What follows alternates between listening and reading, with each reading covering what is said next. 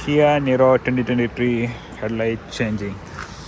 For changing the headlight, first thing you have to do is put the tire this position, steer all the way to the right, then tires like this, so you have room to work here.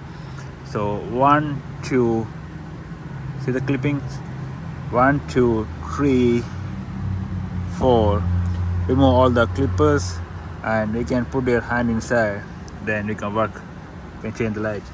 So this is the light I use, Silver Star Ultra 9005. This is the one for 2023 Kia Niro EX Touring. Yeah, very easy. Take out there's a cap inside, take out that one and remove the headlight from here and put the new one. That's it. So never try from this side, it's more harder. If you try from this side, it's more harder. So try from this side, it's easy. So you have more room, easy to fix. All right.